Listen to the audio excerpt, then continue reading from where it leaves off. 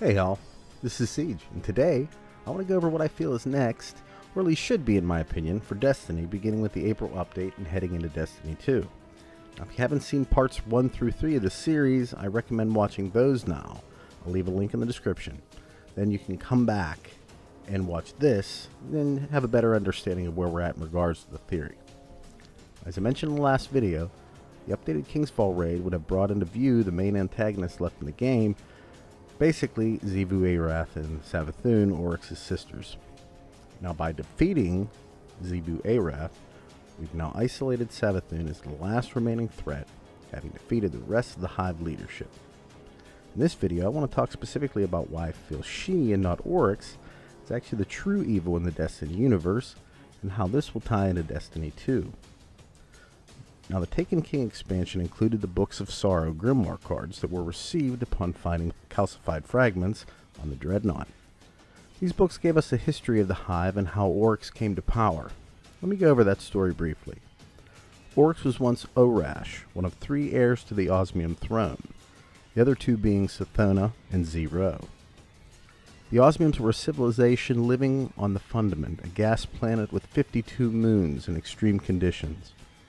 The Osmiums themselves were a fragile, simple race that had about a 10-year lifespan, and life was a struggle given that they were among the weakest beings on the planet.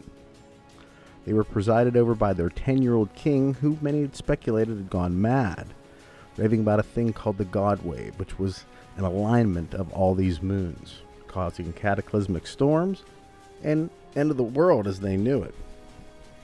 He was aided by his worm, which is referred to as his familiar. Now, familiars, by our understanding, are typically considered demons or evil spirits who assist those with the practice of magic. Now, another faction of this same race also resided on the Fundament called the Helium Drinkers, and the 2 groups were not friendly. In the end, a trusted mother of the Osmiums named Teox betrayed the king and helped the Helium Drinkers overthrow the Osmium court, with the king killed and the 3 daughters exiled. Before fleeing, Savathun made sure to collect her father's worm, though, and in that act laid the foundation for all of Destiny, I feel. This supposed dead worm begins to direct Savathun to a ship called the Needle that would allow them to dive deep into the Fundament for an unknown power, one that would give them the ability to take back the Osmium court and provide Orash the chance to get back to her father's orrery. It's kind of like a model of the solar system. To somehow figure out how to stop the God Wave, or at least attempt to predict its arrival. The honest worms that meet the 3 sisters in the deep, the face of the darkness, offer all 3 of them the power to make the universe as they see fit, as long as they constantly pursue their inner nature. This is where the fundamental difference of Oryx and Savathun is solidified, in my opinion. Oryx, by his or her own nature, whatever you want to call her, was actually not evil, but betrayed and exiled by somebody who was supposed to be a trusted member of her family. Oryx is called the First Navigator and is compelled by exploration and inquisitiveness, being bound to further his knowledge as the price of his power. Savathun, however, was swayed quickly by the worm, bending to its will to find this forbidden power, and in the end being tasked with obeying her nature, which is cunning, for all eternity, or to be devoured by the worm. I mentioned in the previous video that cunning by definition is having or showing skill in achieving one's ends by defeat or evasion. Judging from this information alone, either Savathun has been conducting this behavior outside of the lore altogether and we haven't seen any of her exploits, or she's been hidden in plain sight obeying her nature from the very beginning. The main reason I'm so convinced she's going to be the next significant threat in Destiny is because of the backstory of Savathun that's been given, which seems to make specific points to enforce her cunning nature all throughout the Books of Sorrow. Whereas the theme behind Oryx is more of an explanation of why he is what he is, or, was at least. From early on, Savathun had ambitions to become a hive mother, not for the sake of birthing generations of her species, but because the substance they ingest to enable this process allows them to live much longer than usual. In order for her life to have meaning, from her perspective, 10 years was not enough. Now, she's extremely intelligent, but according to Teox, is not really skilled in war, so having others carry out her goals would align with this idea. After the betrayal by Teox, we find that her character is fleshed out in the guidance she provides the group through her father's worm. The worm directs them to the Needle, an abandoned ship whose crew had died obscenely after hatching an egg from a creature that they could not recognize. Could that be like an alien Easter egg? It doesn't matter. Anyway, Savathun tells the group that the selling of the ship would be worthless, and the worm directs them to repair it as a means to escape their exile. They use the Needle to dive deep into the fundament, and when they're confronted by like this godlike Leviathan urging them to turn back or unleash hell on the entire universe, Savathun convinces them to continue on, citing how the worm had helped them when no one else had. Now, so they ignore the advice of the entity, to which it warns again against what it knows what's coming from giving a host to the so-called deep, and they push further below, where they are met by the gatekeepers, if you will. Now, these are the honest worms, as they call themselves, and each offer the sisters the power of immortality at what at first would appear a minor cost. Each was to obey their own nature forever, with disobedience costing them their immortal souls in the end. That piece of information is extremely important in the fact that we have to assume that this is the constant forever nature of each one from this point on. And as far as we know, it makes sense. Oryx, the first navigator, did just that, constantly increasing his understanding of the universe and even the nature of the darkness, learning how to call it and finally how to reasonably satiate its hunger. Zebu Arath is depicted in the grimoire mainly in battles from that point forward, so yeah, her constant determination to test her strength does seem to fall in line with that. Even Savathun respects her inner self essentially as the one who provided a path for the Vex into the Orcs' throne world, as well as potentially being the one to set other plans up to potentially overthrow him and, well, achieving her own ends by skill and evasion. Now, you might think all of this is speculation, and yeah, some of it is. I mentioned in the last video that I didn't believe Eris was speaking to Marisov, and in the last scene of The Taken King, let me finally be clear about that particular part for you.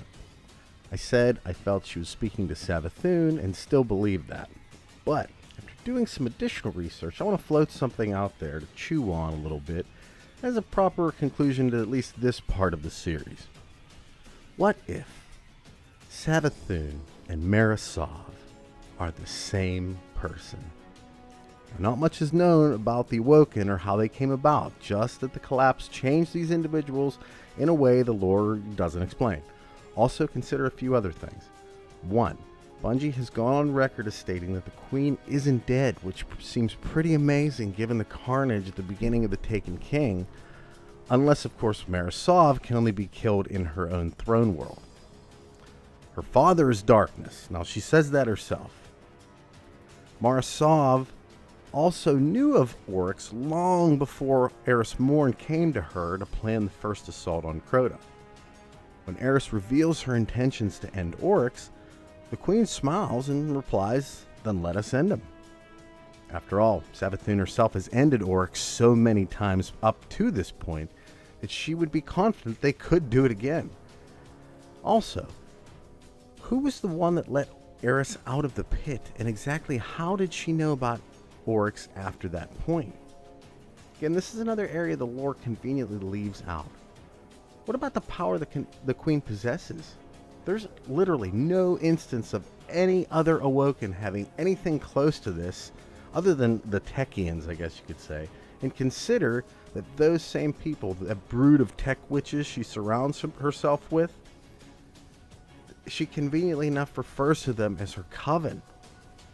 Now, Savathun, as we remember, is the Witch Queen, coined that by Oryx. An interesting name given that Marisov keeps a coven of witches herself, don't you think? How about the fact the Reef was experimenting with taken weapons and power? It might even speak to the idea that Savathun herself was not able to harness the power like Oryx, but now that they've been doing these experiments, maybe she can. Now, for Savathun to quietly be gaining power in secret all this time as Marisov would make a ton of sense in regards to her powers, her coven, how Eris escaped, and how she was able to keep her humanity even after everything that happened when no other hive has, and the knowledge to basically be able to not only defeat Crota but also orcs. The other thing to consider too with Marisov is that really her character, as far as the other Awoken are concerned, makes literally no sense. She is a completely different entity altogether. And they never say that she is the progenitor or anything else. Consider, too, that for those that are thinking that the looks of Marisov basically keep her out of the question, Oryx was not always hard and scaly. The lore actually suggests that the proto-hive were people with hands. But whereas Oryx evolved one way, could it not be possible that the witch queen of deception would not want to present herself as a beautiful creature, even maybe of the light? Now, it might seem like her power is from the light, given the way she looks, but the lore never suggests it. Now, this theory sure does clear up a ton of plot holes and would make sense within the game story itself.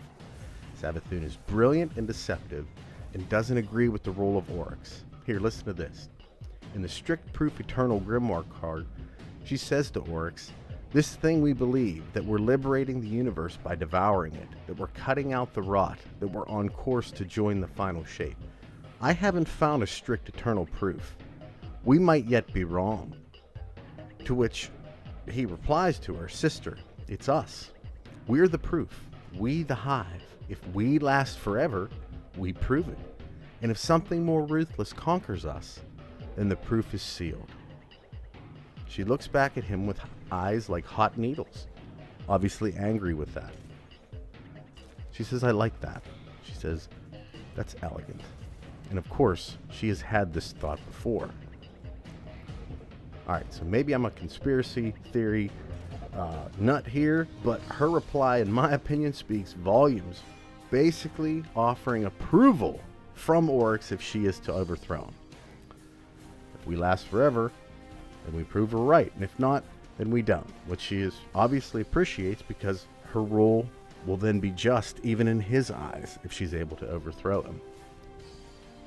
And it's obvious that the two don't agree anymore at this point.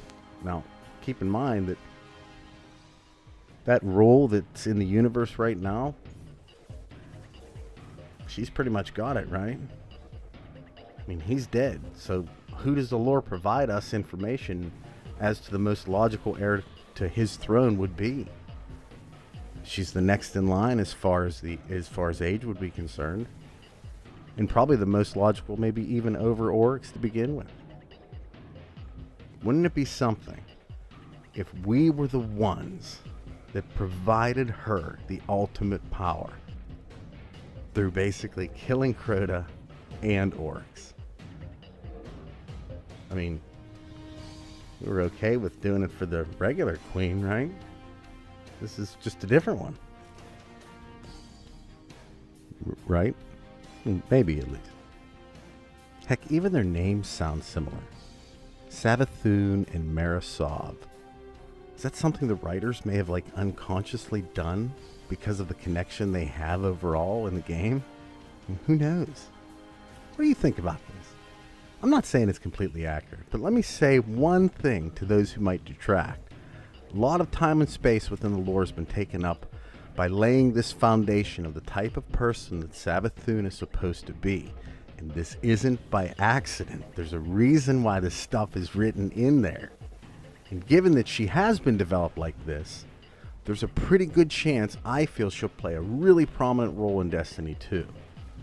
Now, there's a good vibe in the community saying we're going to be getting complete resets of our characters. So when the city is attacked, based upon that Lego set I think that just came out, I can't remember exactly, but when the city is eventually attacked and we're most likely stripped of the light, could this be the method of how we're introduced to the powers of the darkness. Maybe not even knowing what they are when we get them. I mean, after all, if we got them from Marisov, probably wouldn't feel too bad about it, would we? I don't know. That's my theory for Destiny 2, which I hope to actually post a little bit more about it here as we get a little bit closer. But I hope you enjoyed this video. Let me know in the comments below if you did. And if you did, please like and share. Now, if you're new to the channel and would like to be notified of upcoming Destiny and other gaming content, click that subscribe button. At any rate, take care all. Bye.